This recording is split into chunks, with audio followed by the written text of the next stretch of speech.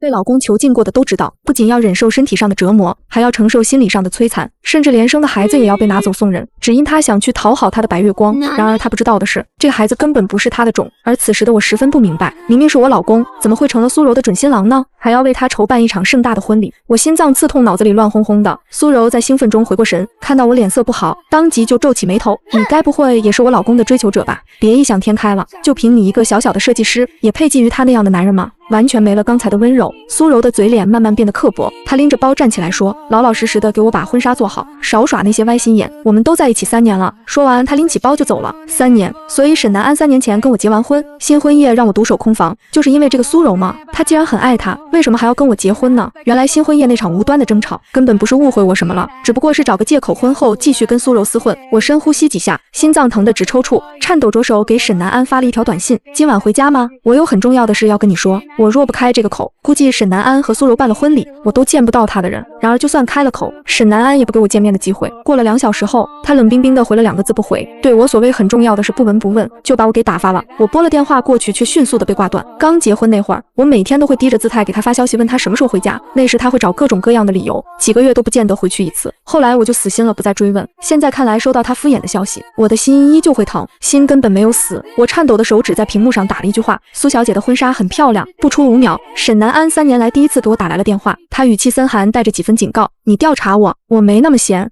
是他来找我定制婚纱，提了你的名字，我才知道。沈南安，那是我给自己设计的婚纱，你凭什么自作主张送给别的女人？我握着手机的手控制不住的颤抖。3年前我们结婚是隐婚，非但没有办婚礼，甚至连他的家里人都不知晓。结婚之前，他再三承诺不会让我留有遗憾，总有一天给我一场盛大的婚礼，向全世界宣布我是沈太太。可现在呢？我的心如刀割，咬着牙跟他通话。沈南安不以为意说：“凭那婚纱是我太太的专属，而你什么也不是。别忘了当初是你找上门要结婚的。”虽然是这样的，可他答应了，不是吗？若他不同意，大可以拒绝啊，何必要这样羞辱我的真心，践踏我的感情？沈南安，究竟是什么让你变得这么无耻？无耻到理直气壮的出轨，还要给小三办婚礼？你把我这个沈太太置于何地？你就不怕我揭穿你婚内出轨，告你重婚罪吗？我低声吼着，眼眶不争气的红了。那端沉默了几秒钟，沈南安风轻云淡地说：“受不了，那就离婚啊，跟你离婚再娶柔柔就不存在重婚了。”离婚。虽然沈南安的态度早就摆在了台面上，可当真从他嘴里清楚地听到这2个字，我还是猝不及防的心痛了，连呼吸都变得紧促起来，仿佛下一秒就要窒息。简简单单的2个字，竟让我辛辛苦苦维持了3年的婚姻瞬间变成了一纸笑谈。我咬着牙半晌没说话，直接挂了电话，把脸埋在双臂之间，拼命消化着心头一阵阵涌上的酸楚和痛苦。6年了，我爱了沈南安整整6年啊！若不是爱到了极致，我又怎么会甘愿独守空房3年呢？我甚至想过一辈子就这样顶着沈太太的身份过下去，哪怕1年只见她一面，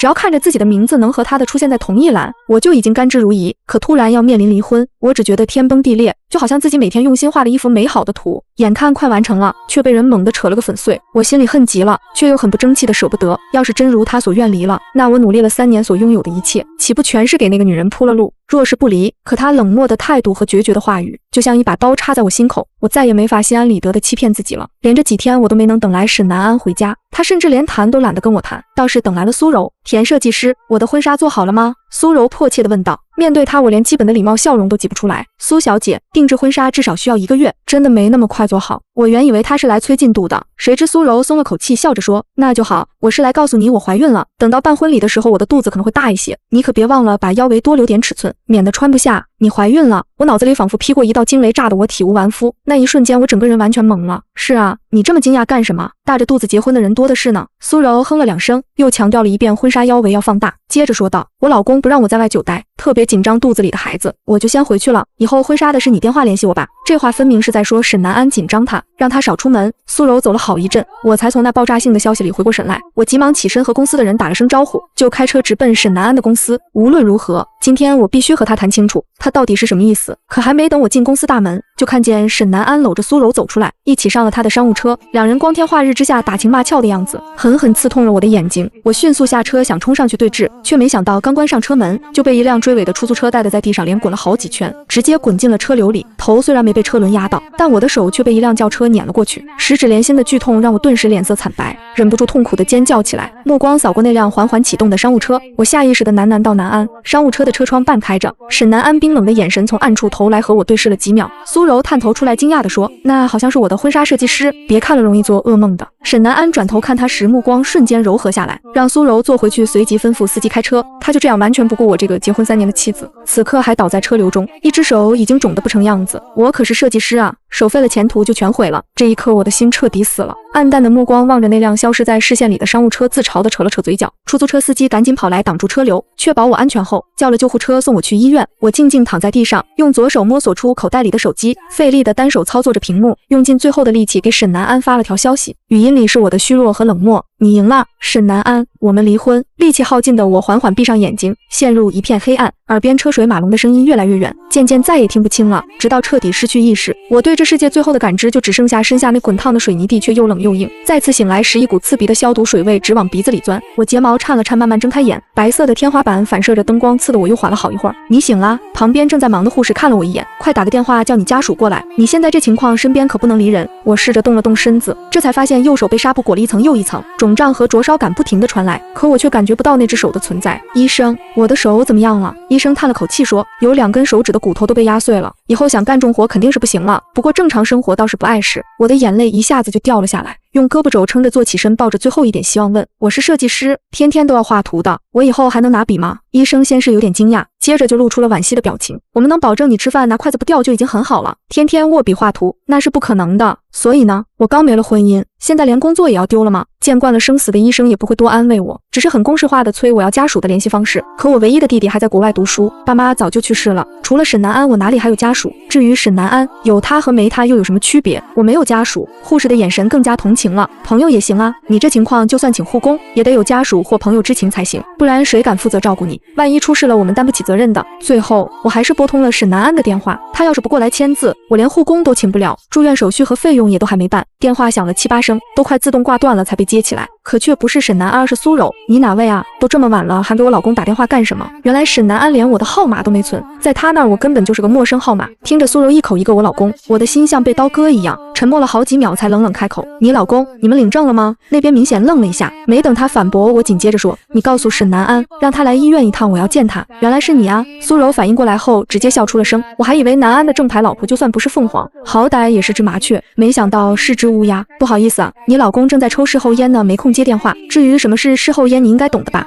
电话那头全是嘲讽和挑衅，每个字都轻蔑到了极点，好像连把我当对手都觉得多余。所以苏柔根本就知道沈南安是结了婚的，一个明目张胆的出轨，一个知3当3。呵，我的心一点点凉透，又渐渐冻得生疼。要是还想让我跟他离就让他。话还没说完，那边突然传来苏柔提高了音量的声音，带着惊吓后的哭腔，田音，我知道你恨我，可我肚子里的孩子是无辜的，你有怨气就冲我来，别伤害我的孩子，我求求你了。紧接着沈南安愤怒的声音由远及近，田音，你他妈敢动苏柔一下，我就10倍从你弟弟身上讨回来，不信你试试。我本来还想解释，可一听他拿我弟弟威胁，忽然就什么都不想说了。他对苏柔的信任和对我的漠视，已经到了随便一句话就能被挑拨的地步，再说任何话都没有意义了。沈南，我还没说完电话就直接被挂断了，大概是嫌我好几秒没出声觉得烦了吧。我其实想说的是，沈南安，我后悔了，我后悔当初那么爱你。最后我只能找公司同事来帮我缴费办住院手续，又请了护工，我在医院一住就是7天，好多同事都发消息来问我怎么样了，唯独沈南安不见人影，不见连一声问候都没有，而且满世界都是他要结婚的消息。在我住院这几天，他和苏柔出双入对的新闻铺天盖地。7天后，我病房里来了第一个探病的人，竟然是苏柔。苏柔一进门看到是我，先是一愣，随即恍然大悟，怪不得南安哥特意点名要找你改婚纱呢，原来你就是他那个前妻啊。打扮得花枝招展的苏柔缓步走过来，身上的香水味浓得化不开。她提起我被纱布裹得严严实实的手看了看，像打量什么脏东西似的，一脸嫌弃，真烦人。就你这手怕是签不了字吧？那到底什么时候才能去领离婚证？苏柔，你别欺人太甚。我术后恢复期还没过，整个人格外虚弱，但还是尽量提高声音，不想显得太弱势。别说我还没和沈南安离婚，就算离了，也轮不到你在这儿冷嘲热讽。你一个插足别人婚姻的第三者，有什么资格在原配面前大呼小叫？信不信我把你当小三的事捅出去，让你被全网人肉？苏柔脸色变了几变，忽然拍着胸口笑起来，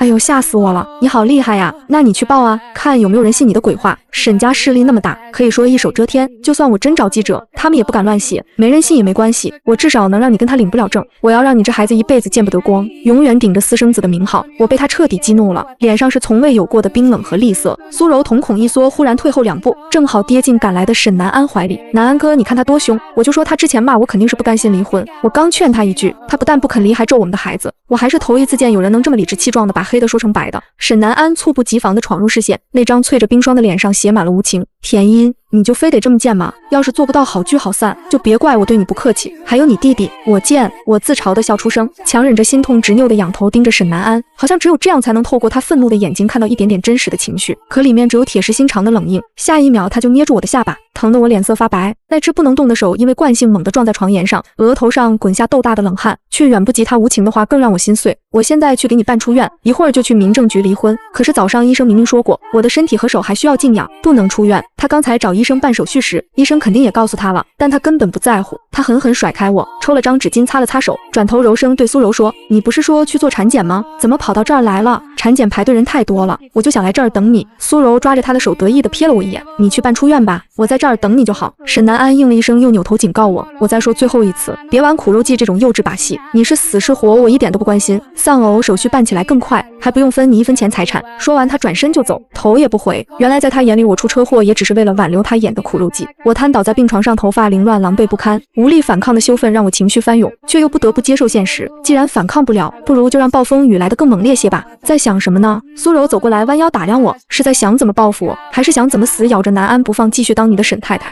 我扭过头，不想看他那令人作呕的眼神，可下巴猛地被苏柔掐住，他原本温柔和善的脸一下子变得狰狞，像彻底换了个人。沈太太这个位子，我确实一时半会儿还坐不上，你还不能离，你对我还有用呢。他的声音空洞的像从很远的地方飘来，听得我后背发凉。你得给我肚子里的孩子背黑锅啊，你得还我一个属于沈南安的孩子。苏柔突然猛地把我从病床上拽下来，我根本无力反抗，在我震惊的注视下，她竟然狠狠朝自己肚子上捶了好几拳。没几秒钟，她浅色的裙子就被血染红了一片。她用力抓着我的胳膊，借着反弹力重重向后倒去，随即尖声大叫：“救命啊！田音要杀我！”路过的护士和医生冲进来时，就看见我正压在苏柔身上，而她毫无反抗之力，身下已经红了一大片。天啊，快把他们拉开！你这手都伤成这样了，怎么还能动手打人啊？几个医生护士手忙脚乱地把我从苏柔身上拉开，马上有人去查看苏柔的情况。苏柔哭得梨花带雨，紧紧抓着医生的手不放。医生，我怀孕了，这女人疯了，她不停地捶我的肚子，我胎儿还不稳，求求你们救救我的孩子！医生赶紧喊人把苏柔送去妇产科急救室，病房里乱成一团。沈南安办完出院手续回来，只看到几个护士正按着我，而地上一滩刺眼的鲜血，怎么回事？他眯起狭长的眼睛厉声质问。一个小护士连忙解释，这位病人不知哪来的力气，把刚才来看他的小姐给打得大出血了，听说那位小姐还怀着孕，看样子孩子怕是保不住了，孩子保不住了。这几个字让沈南安的目光瞬间降到冰点，他一把抓住我的手腕，咬着牙问旁边的护士，他被送哪儿去了？护士愣了一下才明白他问的是苏柔，在妇产科急救室。沈南安拽着我就往外走，他腿长步子大，根本不管我跟不跟得上，我几乎是被他拖着踉踉跄跄的直奔急救室。急救室门上的红灯亮着，走廊里空荡荡的，安静的能听见里面医生护士紧张的抢救声。我被沈南安狠狠摔在走廊的铁椅上，受伤的手又一次撞到扶手，疼得我倒吸凉气，连喊痛的力气都没有。田音，我的孩子要是有什么3长2短，我要你陪葬！我沈南安说到做到，他根本不顾我的死活，那冰冷的目光像刀子一样，几乎要将我凌迟。我头发凌乱的披在肩上，巴掌大的脸苍白的没有一丝血色，只是目光空洞的望着眼前这个陌生至极的沈南安。所有的解释都被我咽了回去，因为说了他也不会信，毫无意义。半个小时后，我紧贴着墙壁的身体已经冰凉，蹲坐在地上的腿也全麻了。急救室的门终于开了，戴着口罩的医生走出来，蓝色的无菌服上还沾着点点血迹。抱歉沈总，孩子没保住，这4个字在安静的走廊里响起，让我有种被宣判死刑的错觉。我嘴唇动了动，抬起头看向沈南安，他垂在身侧的手瞬间握成拳头，冰冷的目光扫向我，那眼神几乎能杀人。抢救室里传来苏柔的哭声，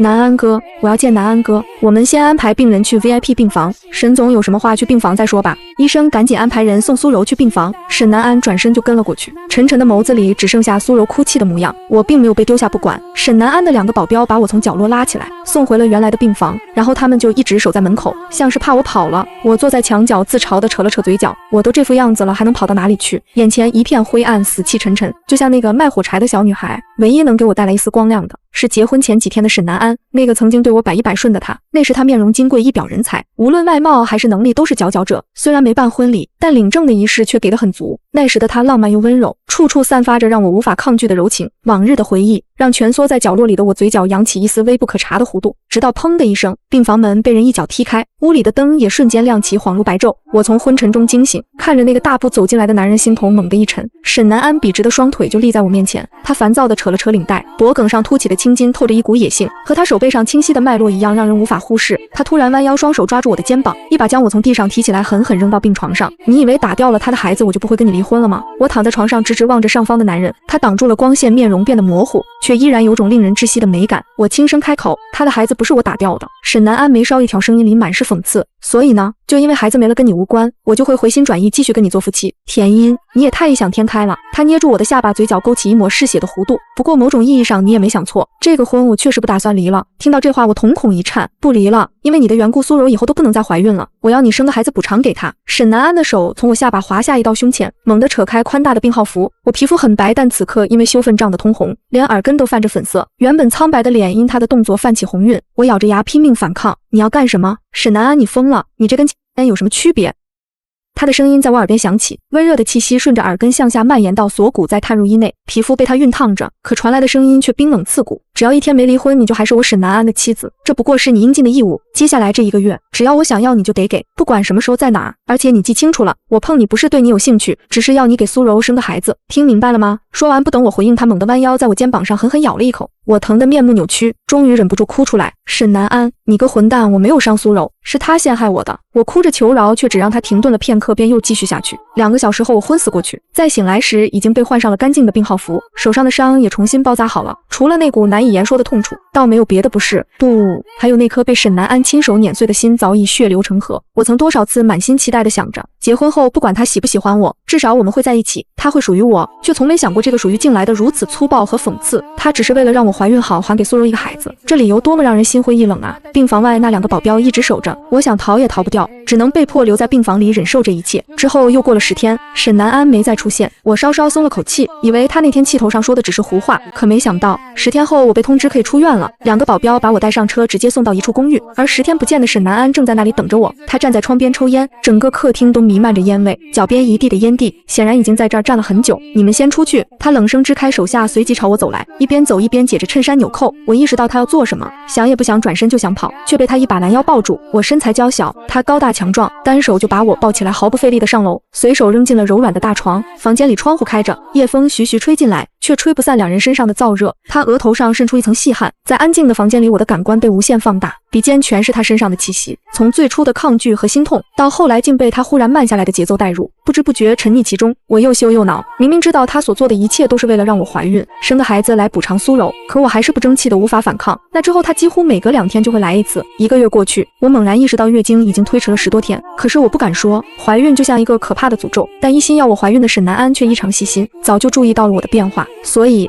2天后他再来时，直接带来了几支验孕棒，去验一下。他面无表情地把验孕棒丢给我，我低着头，迟迟不敢伸手去接，还抱着侥幸心理小声说，我例假抑制不准的，应该不会怀孕。沈南安那双淡漠的眼睛像鹰一样盯着我，自己验还是我动手你选？我咬着牙，那种屈辱感几乎让我喘不过气。最后我还是拿起验孕棒进了卫生间，10几支验孕棒我只认真测了1支，剩下的全都只滴了清水，滴水的那些毫无疑问全是1道杠，而我真正测的那支很快就隐隐显出了第2道杠。我眼前一黑身子撞在墙上，连忙伸手撑住才没摔倒，居然真的怀上了。要是沈南安一直不知道，肯定会继续碰我，这孩子迟早要出生。思前想后，我抿着唇把其他验孕棒拿出去放在桌上，没怀。沈南安看都没仔细看，只扫了一眼，既不生气也不失望。这才第1个月，以后有的是时间，你要是真想要我怀孕，就带我去医院检查一下吧。我已经想好了，我得跑，不离开这别墅根本找不到机会逃走，哪怕只有一线希望我也要拼一把。我月经从来就没正常过，有时候2、3个月不来，有时候1个月来2次，这样很难怀上的。沈南安那双漆黑的眸子盯着我看了好久，他以前碰都不碰我，甚至不回家，哪知道我说的是真是假。但看着那些验孕棒，他沉吟片刻，还是说去换衣服。我赶紧上楼换好衣服，跟着沈南安去了医院，那边已经提前挂好号，我一到就直接看诊做检查。妇科医生问我最后一次月经时间，我故意说是3个月前，接着就被安排做一系列检查，抽血、验尿，最后到了彩超室。沈南安寸步不离地跟着，但彩超室只有女士能进，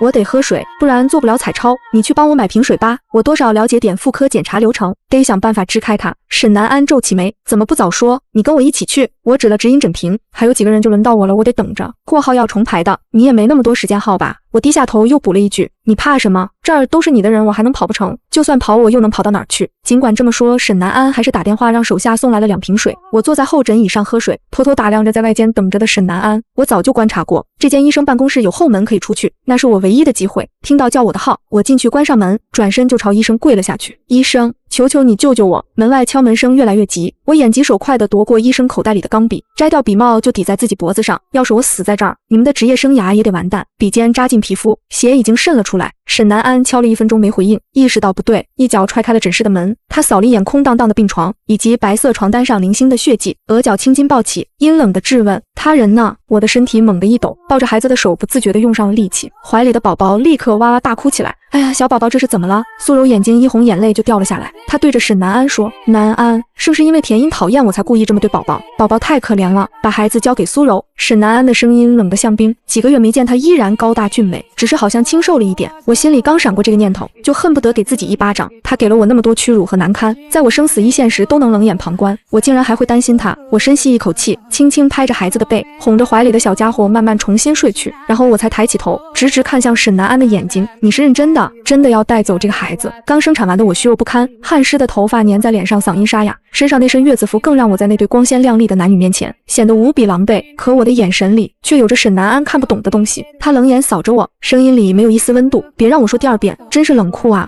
我脑子里闪过我们曾经恩爱甜蜜的画面，现在只觉得像一场大梦，虚幻的不敢触碰。我绝对不可能把我的孩子交给他们，在一个婚内出轨的父亲和一个知3当3的养母身边长大，孩子会被教成什么样子？我宁可带着孩子一起死，也绝不让他变成和他们一样的人渣。下定决心后，我心里的恐惧反而散了不少，看向沈南安的眼神里添了浓浓的恨意。不可能，沈南安，我死也不会把孩子交给你们。你以为你现在还有选择的余地？他的眼神瞬间结冰。上次让你跑掉是意外，这次抓到你，我会关你一辈子，被关一辈子，那我的人生还有什么指望？田英，这本来就是你该给我们的补偿，怎么现在想反悔了？苏柔在一旁假惺惺地劝着，娇媚的脸上写满了担忧。我和南安都会对孩子好的，他本来就算是我们的孩子啊。我一步步退到窗边，看向沈南安的眼神复杂极了，那里面好像还藏着一点爱又裹着恨，到最后都化成了飘散在风里的话。我和你身份差那么多，你说隐婚是为我好，我信了。没有宾客，没有婚纱，甚至没有结婚戒指，我都不在乎，因为我爱你，也相信那时的你是爱我的。一股没由来的心慌突然攥住了沈南安，他伸手想上前，苏柔却拦住了他。可这画面落在我眼里，简直像扎进心口的刀。他们这3年形影不离，甜蜜恩爱，那我呢？顶着沈太太的空名，活得像个笑话，拼了半条命生下的孩子竟是丈夫拿来补偿小三的礼物。这世上还有比我更可笑的人吗？我吸了口气，几乎用尽全身力气。你们在一起3年，还特意让他找我设计婚纱，你是怕我不知道你们的丑事吗？还是看我狼狈不堪的样子让你特别有成就感？沈南安的眉头皱紧了，脚不自觉地往前挪了一步。我立刻推开窗户，别过来，你再往前一步，我马上把孩子扔下去。你不在乎我连你的亲骨肉也不在乎吗？眼看孩子被我抱出窗外，苏柔吓得尖叫，不行，南安他怎么这么狠心，连自己怀胎10月的孩子都要杀？闭嘴！我冷冷地瞪向苏柔，你自己不知跟谁怀了野种让我背黑锅，还有脸说我狠心？要不是你们把我往死里逼，我会走到这一步吗？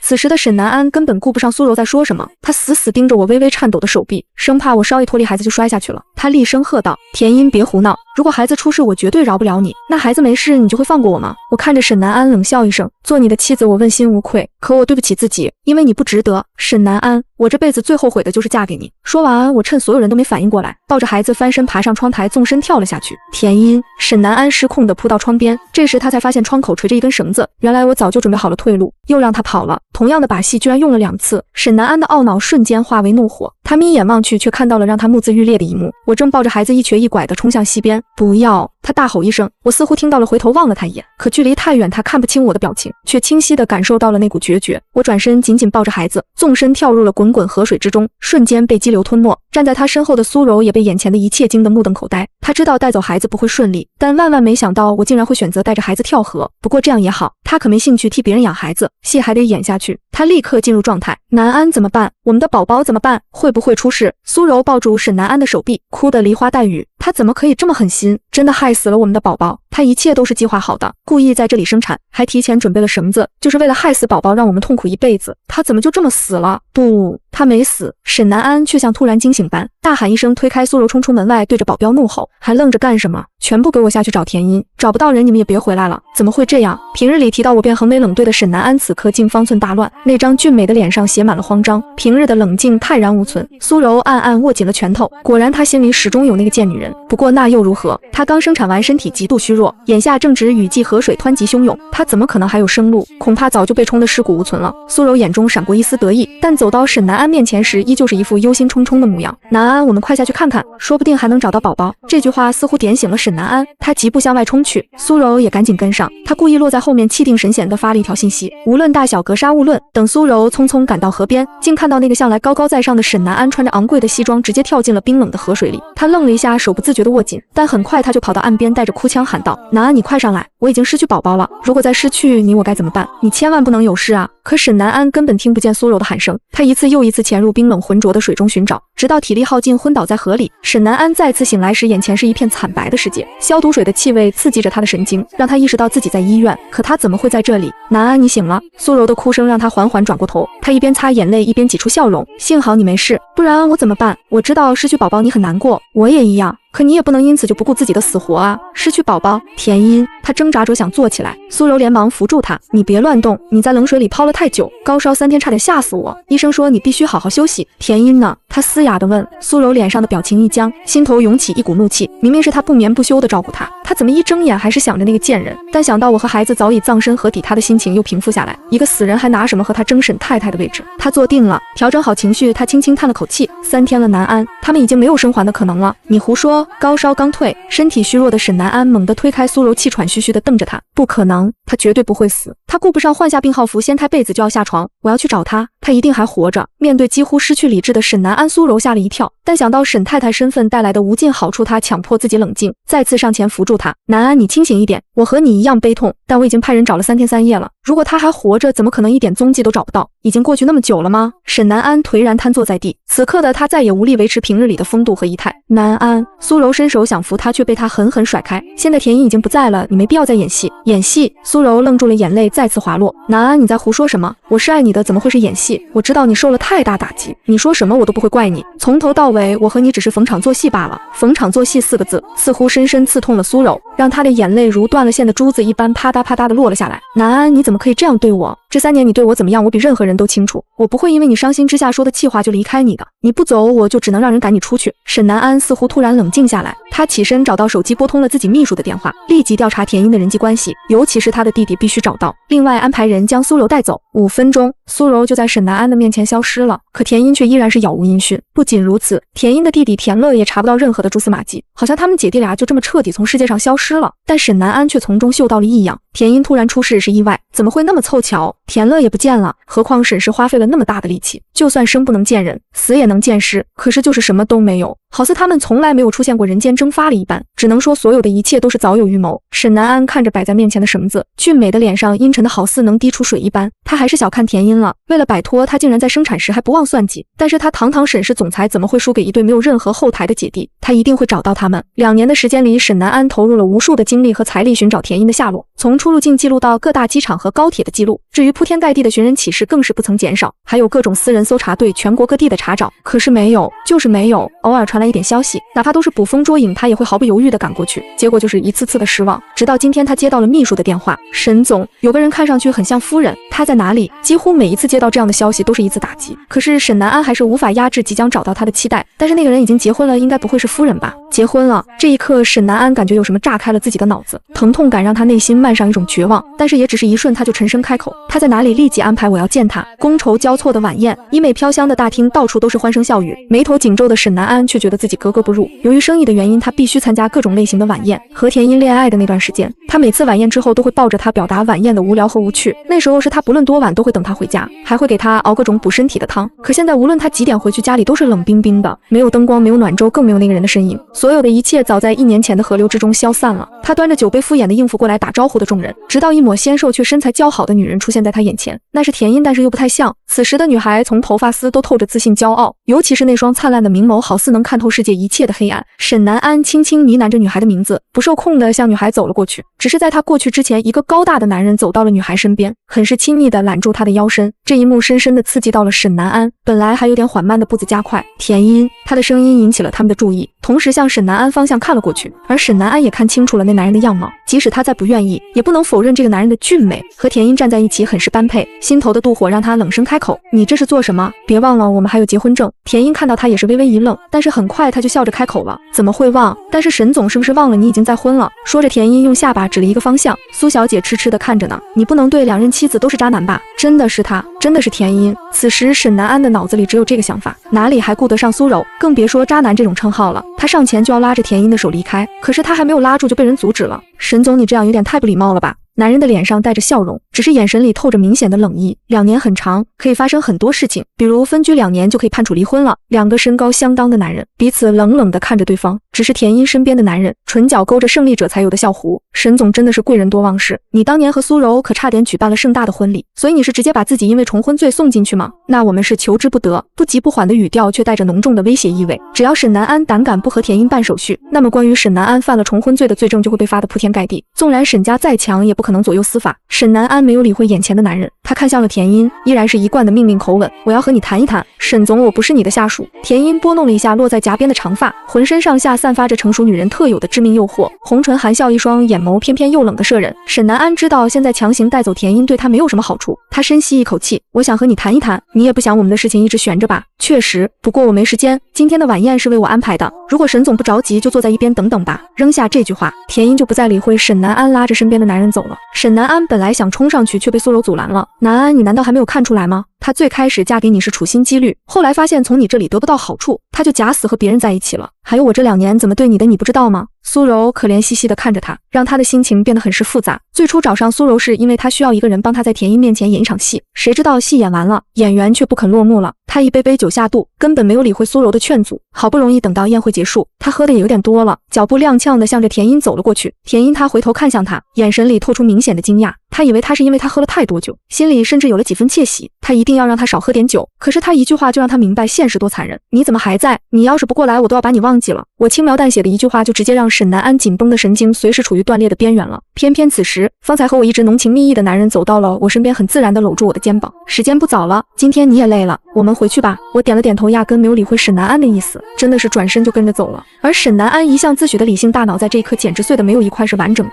他立刻就冲过去拦住我们：“你竟然就这样离开了？你不知道我等了你1个晚上吗？不然呢？”我没稍微挑，似乎对沈南安的反应很是不解。沈总不是一向很忙吗？忙起来就喜欢让我等，和我等过你的时间相比，这1个晚上真的算不得什么。我可是实际意义上等了你不知道多少个夜晚呢。我之前的那些等待往往是从天黑一直等到天亮，无数的夜晚里，我细数着心碎，甚至夜夜流泪到天明。至于沈南安此时的等待，无非就2-3个小时而已，还真的是不让人心疼。可在沈南安眼中，却觉得我就是故意在整他了。他咬着牙开口：“既然你今天不准备和我谈，为什么今天要让我等你？或许就是好玩吧。”这句话再次点燃了沈南安心头的怒火，他指着我身边的男人怒吼：“是因为他吗？田一，你知道吗？你这是婚内出轨！我真的没有想到你竟然会做出这么不要脸的事情。”我冷笑了一声：“你说的是你自己吧？我当年怀着孩子，而你跑到我面前耀武扬威的小三还在你身边呢，现在说我不要脸，你先自己照照镜子吧。”冷冰冰的扔下这句话，我转身就走。沈南安还想阻止，却被保镖拦下了。“沈总，你喝多了，我给您准备一间房，休息一下吧。”苏柔也赶忙规劝：“南安有什么事情酒醒了再说。”沈南安张嘴还想说什么，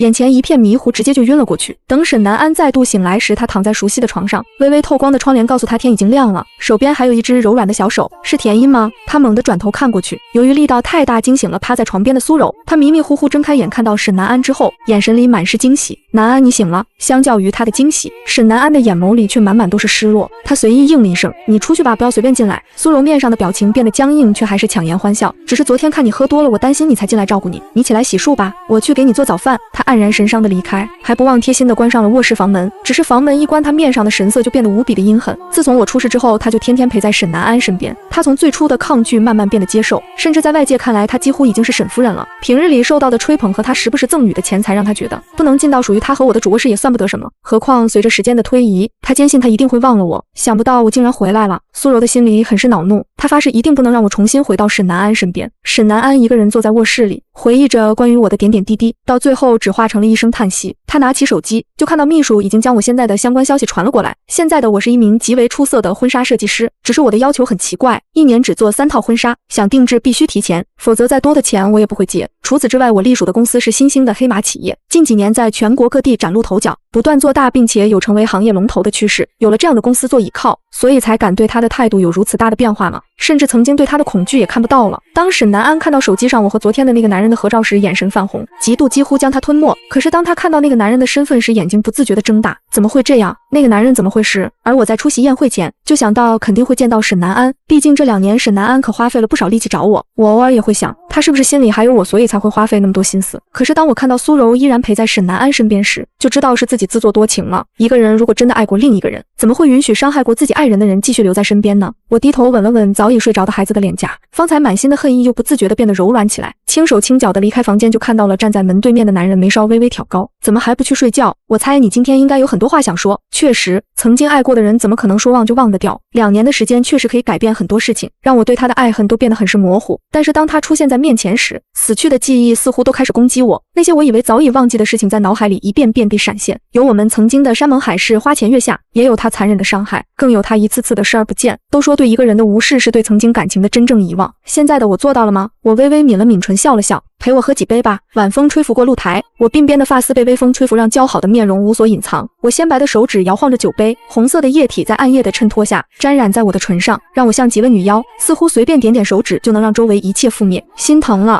男人饶有兴趣的开口。我趴在栏杆上，眼睛带着些许的迷离，俯瞰着脚下的万家灯火。现在的我要是还会对他心疼，未免太贱了吧。原本是堂堂正正的沈夫人，却被沈南安和苏柔逼成了对苏柔的准老公沈南安别有所图的坏女人。意外发生车祸，我在滚滚车流中差点被爆头，沈南安却视而不见的离开。苏柔找茬，沈南安不相信，还认为是我弄掉了苏柔肚子里不知道是谁的孩子。最后沈南安还抢了我，目的就是要赔给苏柔一个孩子。曾经发生的事情一件件在我的脑海里回放，让我冷笑出声，眉眼之中透出了明显的冷峻。爱一个人没有错，但是如果爱别人胜过自己，并且让自己一次次被踩在脚底，就是错了。我喝了一口酒，回头看向那个男人，他这2年不停地找我，根本不是因为对我余情未了。我嗤笑一声，他和苏柔那种人，看不到我真的死了怎么会安心？找到我无非也是发泄他们心中恶毒的念头，否则他怎么会连你都认不出？说着，我抬手轻拍男人的面颊，眼神里没有丝毫的暧昧，只有无尽的苦涩。我和他从恋爱到结婚，过了那么久的时间，他竟然都不认识我的弟弟，对我能有多少感情？闭上眼睛，眼角滑落泪水，像极了我伤痕累累的心。再多的期待，都在沈南安怀疑田乐是我的对象时化为虚有。如果沈南安真的在意我，哪怕是曾经在意过我，怎么会认不出我的弟弟？只能说我错误地高估了自己在他心里的位置。至于他发怒，不过是所有物被侵占的恼怒。男人的劣根性在沈南安身上显露无遗。田乐不再是之前笑容轻佻的模样，神色变得很是郑重。姐，你放心，现在我回来了，就绝对不会让他伤害到你，更不会让他伤害到润儿。我摇摇头，漂亮的脸上显现出妖媚的神色。能伤害你的人都是你在乎的人，现在如果我再让他伤害我，除了显示出我的愚蠢和懦弱，还有什么？我仰脖将杯中的红酒一饮而尽。这一次我回来是要讨债的，他们曾经对我所做的一切都必须付出代价。我穿着一身职业套装下车，看着面前的大楼，笑着对田乐比了比大拇指，真优秀，必须的，也不看是谁家弟弟。我们姐弟俩说笑的模样，此时落在沈南安眼中，却全然没有了昨晚的刺眼。他现在甚至不明白自己当初怎么会没有第一眼就认出田乐，明明我和田乐有着几分相像，尤其是那向上翘起的唇角，简直就是一个模子里刻出来的。他思索着走了过来，田音，刚才还一脸笑容的我脸上的笑意瞬间消失，取而代之的是一脸的冷漠。什么时候沈总变成狗皮膏药了？我记得沈总工作一向很忙，经常忙到夜不归宿，怎么今天一大早就有时间来堵我？难不成沈氏快倒闭了，所以沈总才这么闲？沈南安一时语塞，他之前从来不知道我竟然还有这么刻薄的一面，说出来的话又冷又厉，好似一把钢刀扎在人身上。但想到昨天的事情，他深吸一口气，我为昨天的事情道歉，是我误会你了，不必了。我冷冷地打断他，你需要向我道歉的事情何止昨天一件，何况连我弟弟都认不出来的人，沈总也算是绝无仅有的存在了。说完我就要迈步离开，一点想理会他的意思都没有。沈南安本能地出手阻拦，可对上我冷冷的眼神却一个字都说不出。怎么，沈总没事就不许别人工作了？田音，我要和你谈谈，你不要太过分。我过分？我冷笑一声，行吧，我就是这么过分，你能拿我怎么样？我有一双很漂亮的眼睛，同时也很会说话，只是简单的一个眼神就能清晰地透出嘲弄、不屑，甚至夹杂着鄙夷的情绪。曾经他怎么就不知道我的眼睛里竟然能表达出这么多情绪？他抿了抿薄唇，你不想你弟弟的公司刚刚开始就被毁了吧？又是威胁，我是真的怒了。这个男人从开始到现在一直都在威胁我，他还真以为这是上沈家一家独大，别人都奈何不了他吗？我刚想开口，一直没说话的田乐却出声了，不如让我先和沈总谈一谈。他给人一种吊儿郎当的感觉，面上痞笑的表情对涉世未深的女性有着致命的吸引力。沈南安皱起眉头，田乐，这是我和你姐的事情，不和我谈你就别想和他谈，好吧？思索再三，沈南安还是同意了，极少能看到他低头，我的眼神里流露出一丝诧异。不过不等我脸上浮现出更多表情，田乐就开口了，姐你先上去吧，别让不该出现的人影响了你的好心情。我微微颔首，嘱咐了田乐一句小心就转身离开了。沈南安的视线一直追随着我进入公司，直到我的身影消失不见，他都没有收回目光。人都走了还装什么深情呢？田乐的声音再次响起，光听他的声音不看他的脸，都能想象出他脸上那讥诮的表情。当年他死心塌地跟着你的时候，也没见你对他多好，现在他不理你了，你反而颠颠的追上来，怎么你是属贱的吗？什么时候有人敢这么指着沈南安的鼻子骂？他的脸色立即阴沉下来。田乐，别以为你是他弟弟就能为所欲为。话没说完，一记重拳就砸在了沈南安的脸上。田乐出拳极狠，再加上沈南安毫无防备，这一拳结结实实的落在他脸上，砰的一声，几乎让人听到了骨头碎裂的声音。正值上班高峰期，来来往往的人都看了过来，甚至有人已经拿出手机开始拍摄。沈南安的眉头紧皱，眼神变得森寒。田乐，你别给脸不要脸，到底是谁不要脸？田乐的双手揪住沈南安的衣领，脸上早已没了之前的笑容，带上了几分狰狞。如果不是你步步相逼，我姐姐会在刚生下孩子后就跳进冰冷的河水吗？你知道她付出了多大的代价吗？话音未落，又是一拳落下。这次沈南安看着那拳头却没有躲，他身体没事吧？你做完手术跳到水里泡几个小时试试看会不会有事？沈南安，你就是个混蛋，你差点害死他，你知道吗？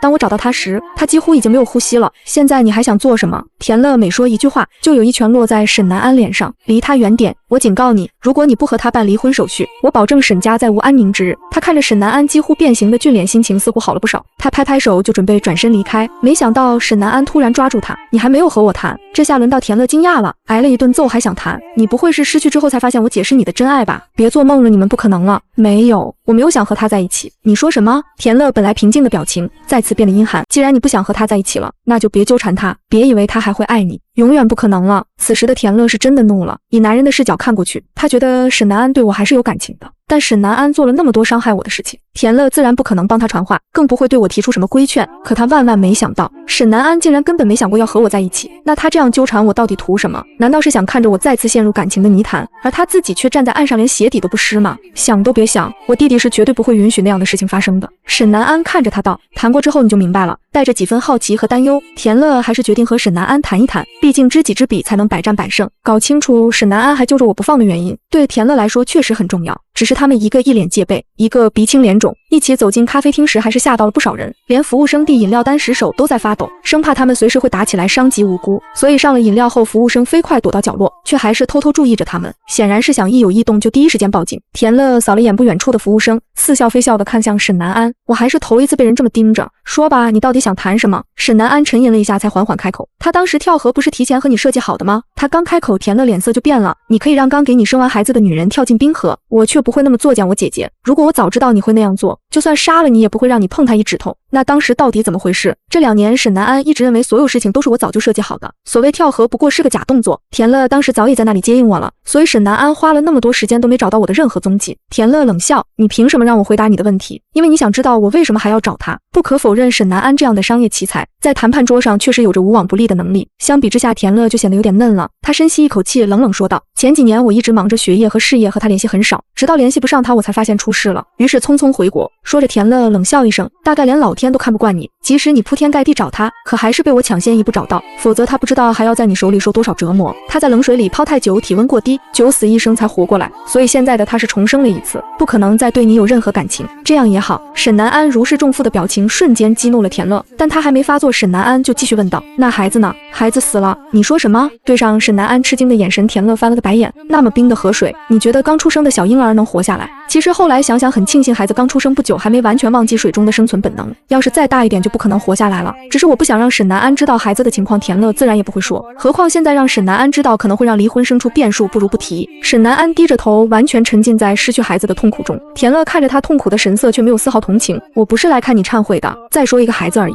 爱慕你的女人那么多，愿意为你生的也不少，比如那个苏柔。对于田乐的挖苦，沈南安并没有回嘴，他颤抖地端起杯子喝了口水，显然在平复情绪。田乐也没理他，自顾自喝着咖啡。不知过了多久，沈南安重新放下杯子，抬眼直视田乐，很认真地说，作，我想把你姐姐定为我唯一的遗产继承人，但我不希望她知道这件事，你能帮我保密吗？遗产唯一继承人。谈之前，田乐想过千万种可能，比如沈南安会破口大骂永远认识不到自己错误的倒打一耙，会大谈这2年找我的辛苦，再把我贬得一无是处。田乐甚至想过沈南安会在杯子里下药，想绑架他，威胁我，各种可能脑补了上万种。结果沈南安只是想将遗产留给我。田乐眯起眼睛试探地问：“你不是真破产了，想最后坑我姐一把吧？”沈氏运行良好，管理团队也是最专业的，等他成为负责人后，每年分红就行，不需要操心运营。说着，沈南安眼神透出些许温柔，这笔钱应该能让他过上无忧无虑的生活。那眼神的声音仿佛他爱惨了我，给人一种错觉，像是我抛弃了他2年，他却痴心不悔，等我回来，他还像舔狗一样扑上去，死后还要为我打点好一切。可是想想沈南安之前的所作所为，田乐可不认为他会有这么好心。沈南安，大家都是千年狐狸，就别演了吧，你真要在意他当年会那样步步相逼，想做什么直说，我还能说你句光明磊落。对上和我的眼神极为相似的田乐，沈南安似乎有些恍惚，他微微垂眸，声音平静：“这件事我已经委托律师处理了，你信不信都无所谓，我只希望将来律师办手续时，你能劝他别拒绝。”怎么，良心发现准备自杀谢罪了？刻薄的话并没引起沈南安的反应，很难想象眼前这个人和昨天的神经病还有我口中的偏执狂竟是同一个人。就在田乐还想继续挖掘时，手机突然响了，刚接起就传来秘书焦急的声音：“田总出事了，田设计师被绑架了，绑匪说他是苏柔。”田乐几乎要把这个名字嚼碎，看向沈南安的眼神冷到极致：“我真没想到你在这拖住我，就是为了让苏柔对我姐下手。”沈南安，要是我姐少一根头发，我要你们陪葬。我坐在办公室里却一直心神不宁，明明过去这么久，我也无数次告诫自己要忘记过去，重新开始，可沈南安的出现还是影响了我的情绪。我微微垂眸，唇角勾起自嘲的弧度，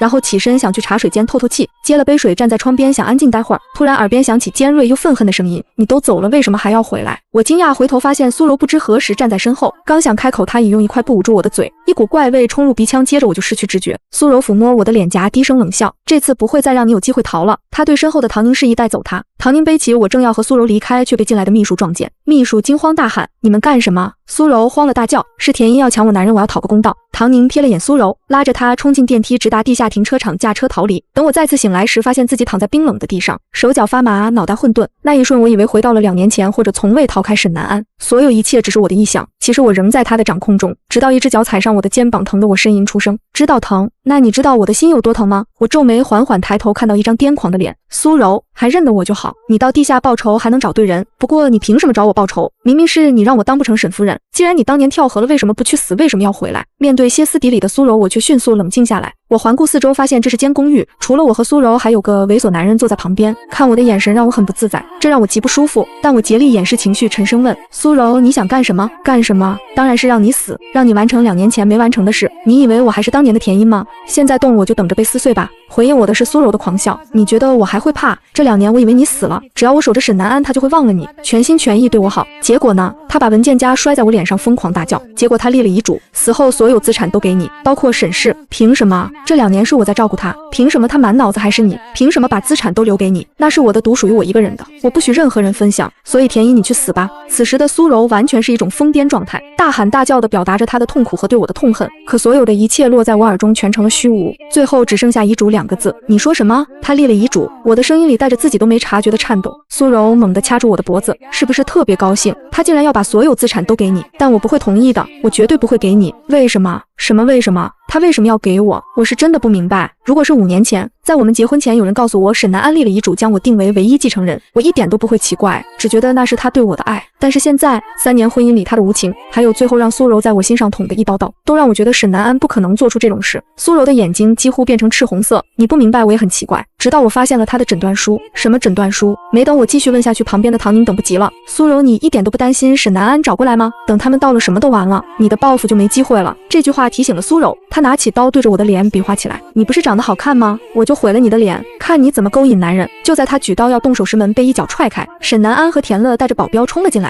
苏柔和唐宁还没反应过来就被控制住了。沈南安上前想扶我，却被我推开。田乐及时扶我坐到沙发上。姐，你怎么样？我没事。我摇摇头，眼神复杂的看向沈南安，想从他身上看出点什么。可沈南安却没看我，而是冷盯着苏柔。想不到你竟做出这种事。他眼神冰冷的像地狱煞神下的苏柔缩了缩脖子。他完全是因为看到诊断书受了刺激。现在对上沈南安的眼神，苏柔吓哭了。南安，你知道我多爱你，我没想到你最后竟做出这种决定。够了！沈南安粗暴打断他，似乎怕他说出不该说的，还用抹布堵住他的嘴。苏柔，我警告过你别伤害田英，既然你屡教不改，就别怪我不客气。说完，他冷冷扫了眼唐宁，就让保镖带走他们。唐宁害怕了，大喊：沈总，我有事要告诉你。说出来你饶了我好不好？能在此时当条件的事肯定不一般。沈南安眯一眼让保镖停手。唐宁看到生机立即说，当年苏柔肚子里的孩子根本不是你的。沈总，我知道这是你心里的坎。沈南安看向苏柔，发现她脸色惨白，身体发抖，显然很害怕。到底怎么回事？地狱般的声音吓得唐宁不敢隐瞒。沈总，当时你找苏柔演戏，她就想上位，尤其发现怀了我的孩子，就想借此让你恨田小姐，所以她灌醉你，让你以为发生了什么，然后自己摔倒却诬陷田小姐，所有事情都对上了。沈南安在我身上发泄情绪时，其实带着自我厌弃，明明他爱的是我，为什么会和别人发生关系？现在总算真相大白。他长舒一口气，示意保镖放了唐宁，而看苏柔的眼神变得无比阴冷。苏柔，从一开始我就警告你别盯上不属于你的东西，结果你竟敢一次又一次骗我。苏柔摇头，眼泪直掉，这次他是真害怕了。就在沈南安要掐苏柔脖子时，我开口了，够了，沈南安。短短几个字像魔咒，让沈南安停手回头看我。我深吸一口气，现在我必须马上和你谈。似乎怕他拒绝我，又加了一句，如果你不想谈，这辈子都别想和我谈。谈我谈。沈南安快速点头，很怕失去这个机会。田乐皱眉担心地看着我，姐，我没事。我对田乐笑笑，发生这么多事是时候了结了，我和他之间必须说清楚。遗嘱诊断书每个词我都懂，但到底什么意思完全不知道，所以我必须问清楚怎么回事。田乐明白，这2年我看似放下了，但曾经爱过的人哪那么容易忘记？不让他们说清楚终究不是好事。最终田乐还是点头了，但他不忘警告沈南安，再敢伤害我他绝不客气。目送他们离开后，田乐护姐的凶悍不见了，取而代之是冰冷。苏柔，就是你一步步算计我姐，还想动刀对吧？田乐捡起地上的水果刀。苏柔看着田乐把完刀的样子，冷汗湿透了衣服。她想求饶，但嘴被堵着说不出话，只能祈求地看着田乐。她笑了笑，但那笑容比不笑更可怕。我刚从外科大夫那学了挑手脚筋，在你身上试试怎么样？在苏柔恐惧到极点的眼神中，田乐拿刀慢慢凑近，冰凉的刀锋在她身上来回划拉，将恐惧放到最大时一刀刺下。随着闷哼，苏柔脸色惨白，一口气上不来，直接晕了。田乐嫌恶地扔下刀，人交给我，你们可以走了。几个保镖对视，有点不确定。他淡淡说，不瞎都看得出你们沈总对我姐的态度吧，这种女人她会在意。保镖们不敢多说，转身离开。就这么让你死太便宜了，你对姐的伤害用后半辈子补偿吧。田乐打电话过来送你个女人。半小时后，一个男人走进来打量苏柔，长得不错，怎么这么多血？放心没死。田乐冷得像野兽，白送的，随便玩几天不行就扔，有什么可惜？对方做灰色生意的，有很多人喜欢特殊游戏，需要见不得光的女人，这个正合适，还免费。对方立即笑了，下次有这种好事再联系。田乐看着苏柔被带走后，给沈南安发信息告知苏柔的下场。沈南安只回3个字，知道了。沈南安放下手机看着我，有种恍然如梦的感觉。这2年他一直相信我没死，一直坚持找我，可内心深处却怀疑能否再见到我。现在就坐在他对面，和以前一样美上天，只是眼神变了，不再是亮晶晶，也不是布满愁绪了，更多的是审视。我打破沉默，沈南安，为什么立遗嘱还写我名字？他现在刚30出头，年富力强，立遗嘱太早了。沈南安低头，声音平静，每天那么多意外，立好遗嘱省得将来麻烦。那你为什么指定我当继承人？你是我妻子，马上就不是了。我打断他，我出现是为离婚，不是看你忏悔破镜重圆。那3年足够让我看清你是什么人了，是吗？沈南安声音很轻，眉间带着说不出的忧愁。他这样俊美的人，即使这表情也很帅，甚至能波动我的情绪。我恼恨地开口，沈南安，你别装无辜，说清楚，还有苏柔说的诊断书到底怎么回事？诊断书和遗嘱联系在一起，真的很难让人不乱想。只是眼前的沈南安怎么看都是年富力强的模样，让我实在很难想象到底是怎么回事，或者说我根本不愿意去想那种可能性。沈南安看着我，突然从我的眼神里捕捉到了一丝担心。你在担心我？我怎么会担心他？我抿紧唇看着面前那张熟悉的脸，脑海里闪过的全是他对苏柔的温柔模样，还有他曾用强迫的方式对我时那份令人胆寒的凶狠。一声冷笑从我口中溢出，沈南安，该不是发现苏柔背叛你，你就失心疯了吧？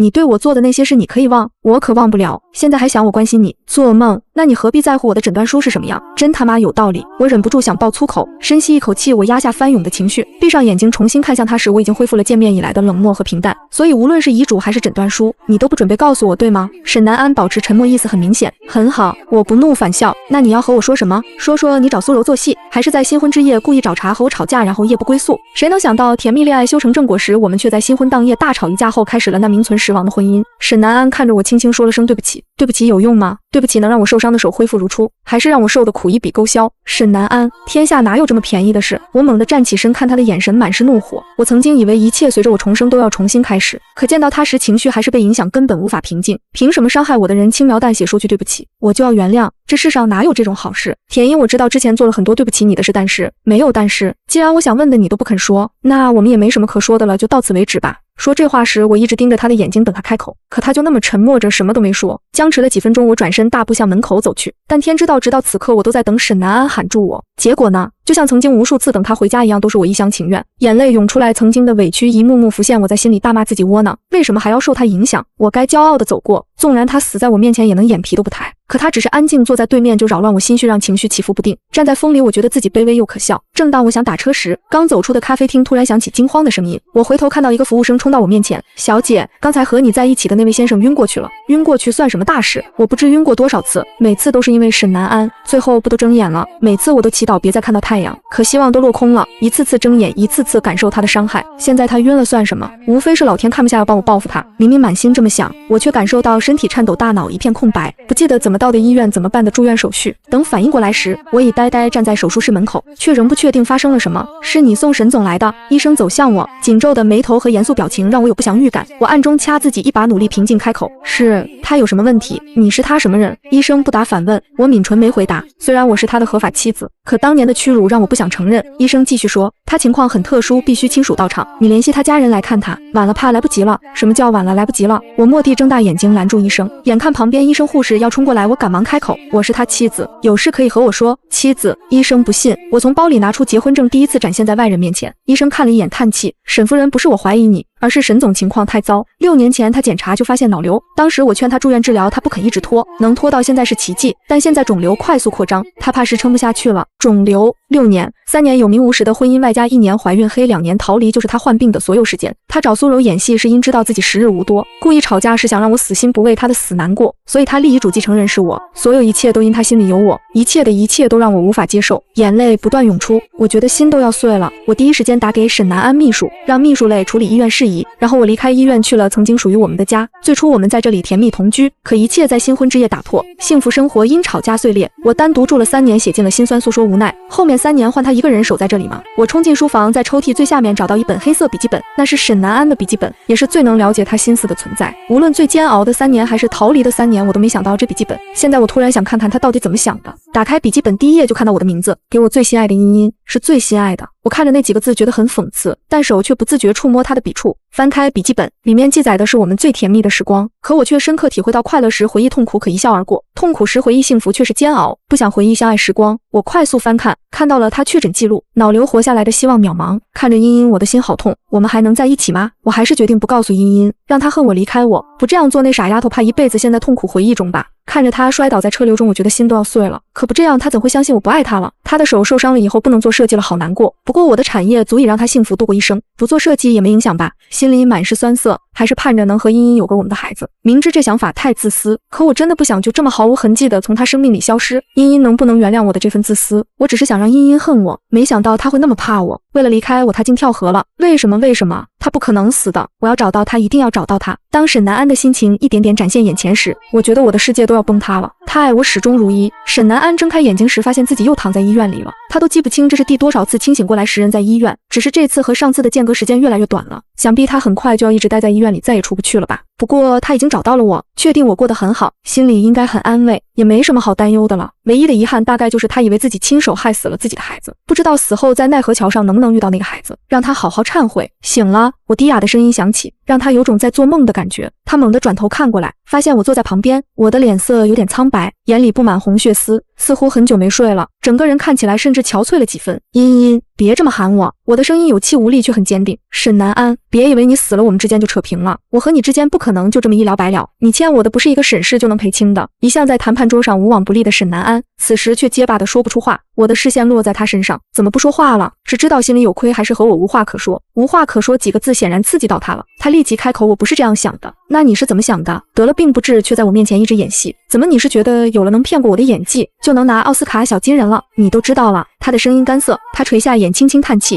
其实我想在最后制造一场车祸，让一切看起来像意外，结果成了这样，我很抱歉。我把黑色笔记本扔在他手边，你抱歉什么？是抱歉一直骗我，还是抱歉骗局提前被揭穿了？沈南安看着日记本，眼睛突然睁大，许久他才轻声说，你不该看的茵茵。我笑了笑，声里带着凉意。沈南安，你不会觉得我看了这本日记后就发现你多么爱我，之前做那么多都是为了我，所以我就要原谅你，陪你度过最后时光吧？他没有回答，但心里真是这么想的。从头到尾他对我的感情都是真的，即使不小心伤害了我，那也不是故意的，因为在他心里我一直是最重要的存在。为了不让我伤心才做了这样的安排。他垂下眼眸低声说，对不起，没骗你，到最后还是让你知道了一切，没什么对不起的，要不是你当初那么狠心对待，现在的我确实会哭天抢地，但现在我只觉得麻木，我甚至觉得你现在是罪有应得，恶有恶报。我的声音很平静，没有一丝起伏，似乎他的病情一点都影响不到我的情绪。这样的我让沈南安心里很慌乱，他舍不得我为他难过伤心，可亲眼看到我如此漠然，对他的病情毫不在意，甚至对他痛苦的内心独白都无动于衷时，他内心充满恐慌。茵茵不爱我了，真的不爱我了，为什么会这样？沈南安在心里不断问自己，却找不到答案。最后他还是问了出来，你为什么这么想？因为你确实做了太多恶事，每一件都在伤害我，也在杀死过去的我。我看着他的眼睛淡淡说，最初看到你和苏柔在一起时，我还想着找你问清楚所谓的真相，可我倒在车流里，你视而不见。他一口咬定是我推了他时，你竟以此为借口，用强迫的方式逼我怀上孩子。我突然笑了，眼里却透出寒意。我看了你的日记，你说做这些事让你万箭穿心，痛不欲生，但在我看来这都是你活该，因为你用这些事亲手杀了我，杀了那个爱你胜过生命的我。说到最后，沈南安的身体都在发抖，他想说什么我却没给他机会，所以现在的我即使看到你所谓的百般深情也毫无感觉。我拿起日记本随便翻了几页，脸上没有任何表情，不能说完全没感情，大概有种痛快的感觉，毕竟我痛苦时你也不好受，凭什么我痛苦无助而你幸福快乐呢？我勾起唇角，随意的把日记本扔回床头柜。既然现在我都知道了，我们可以开诚布公好好谈谈了吧？你还想知道什么？他的声音沙哑，情绪低落，但这一切都影响不到我。比如你为什么找苏柔陪你演戏？围在你身边的莺莺燕燕不少，苏柔无论外表还是能力都不是最优的，为什么选她？这一点我是真好奇。而沈南安的整本日记里关于苏柔没什么笔墨，让人无从判断他对她的态度。他皱起眉，似乎对我的问题很疑惑。他不过是个无关紧要的人，不重要吗？要不是他污蔑我害他流产，你也不会想出让陪你们一个孩子的主意吧？孩子，想到田乐说过那个属于我们的孩子已经不在了，沈南安就心脏抽疼，他眼里竟有了失意，缓缓闭眼。茵茵，对不起，真的对不起。对他这反应我有点懵，他怎么突然道歉了？不需要我问他就自己给出了答案。当时苏柔打电话说知道你在哪，我只想快点找到你，根本没想别的。我也不知道最后怎么会变成逼你跳楼跳河。这些年每次想到当时的情景，我的心都疼得厉害。既然那么疼，为什么不肯放我们走？沈南安怔了怔笑了，只是那笑容比哭还难看。对不起茵茵，是我太自私了，总觉得留你在身边会让你更恨我，也能满足我看到你的心愿，让你彻底消失在我的世界里，我做不到。这2年我也想过你和别人幸福的生活在一起，可当我看到你和别人在一起时，心里的嫉妒就不受控制的蔓延，让我完全失去理智。但你相信我，我真的没想害死我们的孩子，那真的是意外。害死孩子？我愣了一下，看着痛苦不堪的沈南安，突然明白了。我狠狠咬唇，做了一个自己都没想到的决定。沈南安，我不知道你在胡说什么。瑞儿命大，他没事，而且很健康。瑞儿，沈南安彻底愣住。田瑞他是我儿子，随我姓。我看着他一字一句地说，你别以为他身上流着你一半血就能延续你的生命，如果你死了，我不会告诉他你的存在，我只会告诉他他是我一个人的孩子，只有我。最后一个字我说的声音不大，却用尽了全身力气。沈南安，我告诉你，如果你熬不过去，就别想见到瑞儿。我要你这一生难安，死了也不得安心，永远见不到自己的儿子。这是诅咒，却也是让他放下了心头最大的牵挂。那个属于我们的孩子还活得好好的，没事。瑞儿，他轻轻念着这个名字，声音越来越低。等我察觉到不对劲时，他已经陷入昏迷。我疯了似的按下报警器，紧接着医生护士冲进来一大片，我站在外面像被抽走了灵魂。姐，我带瑞儿来了。田瑞看到我，立即笑着伸出胖乎乎的小手。妈咪，我看着那张缩小版的沈南安的脸，眼泪再也忍不住夺眶而出。田瑞笨拙地擦着我的眼泪，妈咪别哭，妈咪这个叔叔好奇怪哦，他一直看着我们。我猛地抬起头，周围除了田乐哪里还有别人？田瑞看着一片虚无，挥挥手，叔叔放心，我会照顾好妈咪的，叔叔再见。不，我还没反应过来，手术室的灯灭了，医生走出来轻轻摇头，抱歉请节哀。他真的走了，刚才是沈南安在和田瑞做最后道别。沈南安，沈南安，你真让人余生难安。